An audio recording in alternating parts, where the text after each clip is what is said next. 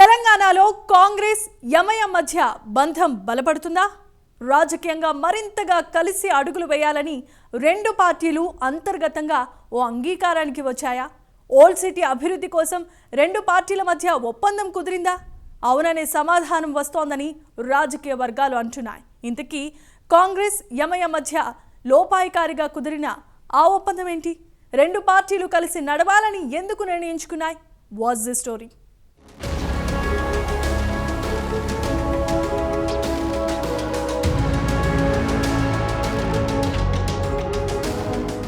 MIM Congress పార్టీల మధ్య బంధం మరింత బలపడుతోంది. గత 10 ఏళ్ల పాటు గులాబీ పార్టీతో దోస్తీ కట్టిన ఎంఐఎం పార్టీ మొన్నటి అసెంబ్లీ ఎన్నికల్లో బీఆర్ఎస్ ఓడిపోవడంతో గులాబీ పార్టీతో దోస్తీ కటిఫైంది. తెలంగాణలో కాంగ్రెస్ పార్టీ అధికారంలోకి రావడంతో అప్పటి నుంచి హస్తం పార్టీతో మైత్రి బంధాన్ని కొనసాగిస్తోంది. ఈ బంధం మరింత బలపడేలా తాజాగా రెండు పార్టీల మధ్య లోపాయికారిగా ఓ ఒప్పందం కూడా కుదిరిందని రాజకీయ వర్గాల్లో టాక్ నడుస్తోంది.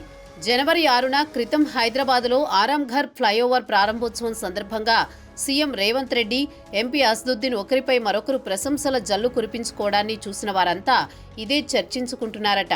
రాజకీయంగా మరింత కలిసి అడుగులు వేయాలని ఇరు పార్టీలు అంతర్గతంగా ఓ అంగీకారానికి వచ్చినట్లు పొలిటికల్ సర్కిల్స్లో టాక్ నడుస్తోంది. అందులో భాగంగానే ఈ ప్రశంసలు కురిపించుకున్నారని సమాచారం. పాత బస్తీకి మెట్రో రైలు రావడం చాలా సంతోషమని, ఇప్పటి వరకు 5 సీఎంలు వచ్చినా ఎవరూ చేయలేని పనిని సీఎం రేవంత్ రెడ్డి చేశారని ఎంఐఎం అధినేత అసదుద్దీన్ ఓవైసీ అన్నారు.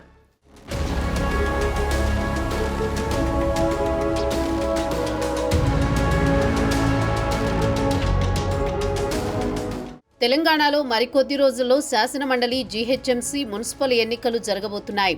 ఇలాంటి సమయంలో రెండు పార్టీలు కలిసి ముందుకు సాగాలని, ఈ బంధాన్ని మరింత బలోపేతం చేయాలని నిర్ణయించుకున్నాయని సమాచారం. అంతర్గతంగా పరస్పరం కలిసి పనిచేయాలని ఇరు పార్టీలు ఓ అంగీకారానికి వచ్చినట్లు ప్రచారం జరుగుతోంది. పాత బస్తీకి నిధుల విషయంలో, అభివృద్ధి విషయంలో ఎంఐఎం ఎమ్మెల్యేలు చెప్పిన వాటికి ముందు నుంచి ప్రభుత్వం ప్రాధాన్యం ఇస్తూ వస్తోంది. పాత బస్తీని మరింత అభివృద్ధి చేసేందుకు ఎంఐఎం ఎమ్మెల్యేలతో సమీక్షా సమావేశాన్ని ఏర్పాటు చేయాలని సీఎం రేవంత్ రెడ్డి నిర్ణయించారు.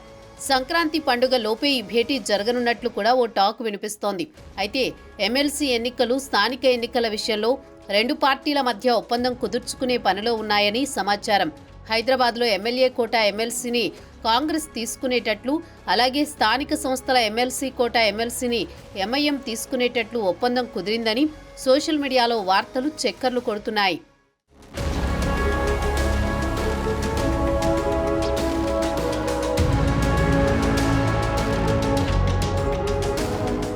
రాష్ట్రంలో ఏ పార్టీ అధికారంలో ఉంటే ఆ పార్టీతో ఎంఐఎం తన మైత్రి బంధాన్ని కొనసాగిస్తుందనే టాక్ ఎప్పటినుంచో రాజకీయ వర్గాల్లో వినిపిస్తోంది.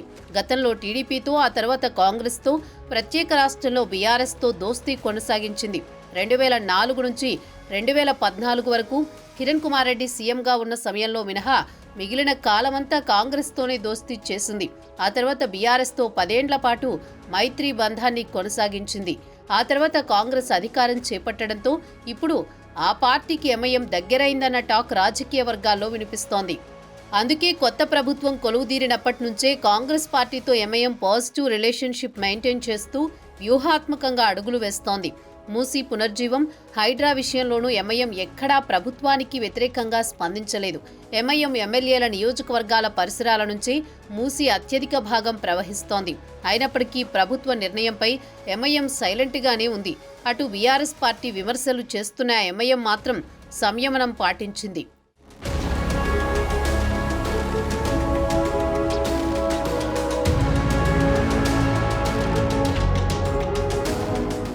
శాసన మండలిలో ఎమ్మెల్యే కోటాలో ఎంఐఎం నుంచి ప్రాతినిధ్యం వహిస్తున్న ఇండిపెండెంట్ పదవీకాలం మార్చి 30తో ముగియనుంది. అదే సమయంలో మే 1న హైదరాబాద్ జిల్లా స్థానిక సంస్థల నుంచి ప్రాతినిధ్యం వహిస్తున్న కాంగ్రెస్ సభ్యుడు ఎంఎస్ ప్రభాకర్ పదవీకాలం ముగియనుంది. ఈ నేపథ్యంలో ఈ సీటును కాంగ్రెస్ పార్టీ ఎంఐఎంకు వదిలేసే అవకాశం ఉందని రాజకీయ వర్గాల్లో చర్చ నడుస్తోంది. ఎమ్మెల్యే కోటాలోని స్థానాన్ని కాంగ్రెస్ పార్టీ తీసుకునే అవకాశం ఉందని తెర వెనుక సమాచారం. ఆ తర్వాత రాష్ట్రంలో మున్సిపల్, కార్పొరేషన్ ఎన్నికలు రానున్నాయి. పట్టణాలు, నగరాల్లో ఎంఐఎంకు ప్రత్యేక ఓటు బ్యాంక్ ఉంది. కరీంనగర్, నిజామాబాద్, వరంగల్ మున్సిపల్ కార్పొరేషన్లు, ముథోల్, ఆదిలాబాద్, తాండూర్, నల్గొండ లాంటి పట్టణాల్లో ఎంఐఎంకు మంచి పట్టుంది. ఈ స్థానాల్లో చెప్పుకోదగిన సంఖ్యలో కార్పొరేటర్ కౌన్సిలర్లను ఎంఐఎం గెలుచుకుంది. ఇక్కడ ఎంఐఎం మద్దతు ఇతర పార్టీలకు చాలా కీలకం. వీటితో పాటు హైదరాబాద్లో ఎంఐఎం పట్టు గురించి ప్రత్యేకంగా చెప్పనక్కర్లేదు. వచ్చే ఎన్నికల్లో జీహెచ్ఎంసీ మేయర్ స్థానం కాంగ్రెస్ గెలవాలంటే ఎంఐఎం మద్దతు చాలా వరకు అవసరం. అటువంటి పరిస్థితుల్లో ఎంఐఎం కాంగ్రెస్ దోస్తీ కుదిరినట్టేనని రాజకీయ వర్గాలు అంచనా వేస్తున్నాయి. ఏది ఏమైనప్పటికీ తెలంగాణలో ప్రస్తుతం ఎంఐఎం పార్టీ కాంగ్రెస్తో దోస్తీ కొనసాగిస్తోంది. అయితే రాబోయే రోజుల్లో ఈ మైత్రి బంధం అలాగే కొనసాగుతుందా లేదా అనేది చూడాల్సి ఉంది.